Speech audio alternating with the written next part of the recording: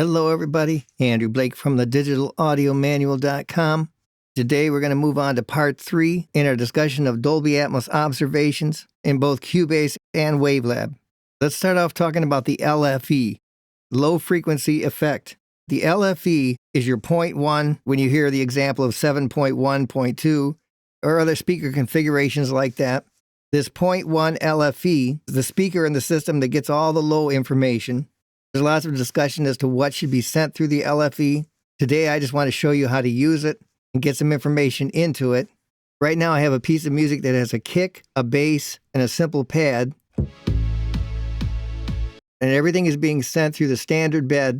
And if we look at our renderer, we can see that there's only information coming in on speakers 1 and 2. And as we move over 4 of these little spheres, to the 4th object, that's the one that's designated to receive this LFE information.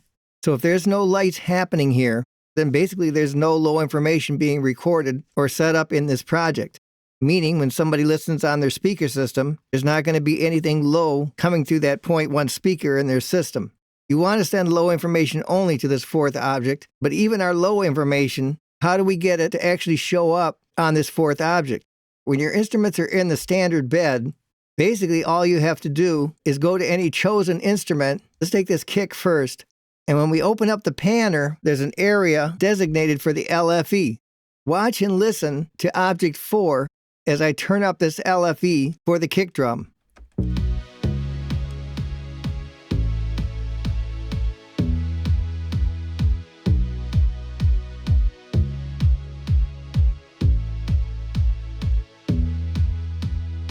You can hear all that low information come up, and if you watch the 4th object, you can now see the light coming on. The challenge happens when we turn our tracks back into objects again. Let's create 2 new objects, assign them to the kick and the bass, and now when we look at our renderer, you can see these new objects have been assigned. If we play the sound example, you can see our objects light up. We can still see there's something in the bed. That's the pad that didn't get turned into an object. You have a nice option up here to mute out objects or bed. If I mute out the objects, then I can only hear the pad that's left in the bed. If I mute out the bed, then I can only hear the kick and the bass now. But nothing is lighting up object 4 any longer. There's no longer any low information being sent in here. If we open up the panner on the kick now, that little area that we used to have that's designated for the LFE is no longer provided. Objects have no access to just simply turn up the LFE with a single knob here. So if you move your low information, in this case like the bass or the kick, into being an object, which is kind of a common practice, because the objects give you slightly more control in terms of where you put them in the panning field, how do you then once again achieve the LFE routing for these low frequency objects?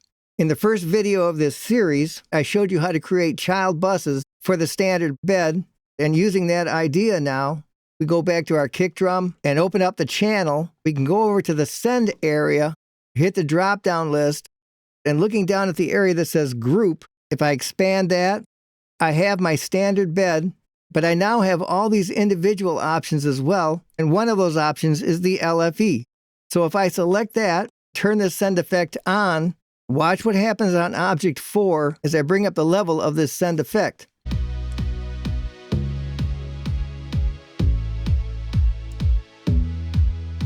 Once again, I'm now sending information into this LFE channel and receiving that low frequency information, which will then be sent to that 0.1 speaker.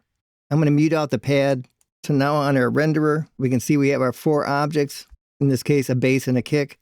And when I play it, I'm getting that kick information through this 4th object, LFE. Let's add the bass in there as well before I go further.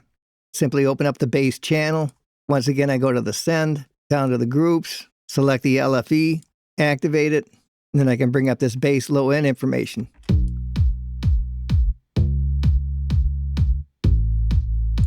I'm going to render this off, come down to the export ADM file. I'll call this bass and kick LFE, save it, Then I'm going to move over to Wavelab for a second. I want to show you what happens to this file. Once again, create a Dolby Atmos montage.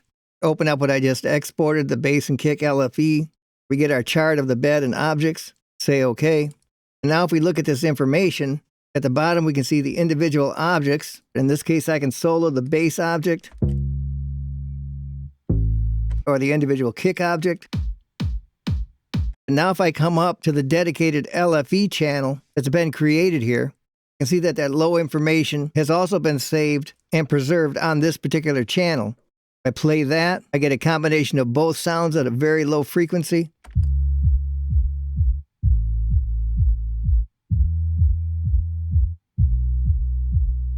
And that lets me know for sure my 0.1 channel does indeed now have some information that the renderer is going to translate properly and route it to the proper speaker. And all of that has been saved in my ADM file. So now you know the steps for working with and routing your LFE, as step by step you're gaining clarity and understanding so you can confidently work with Dolby Atmos files. And there's still more to learn, but we're going to pick that up next time.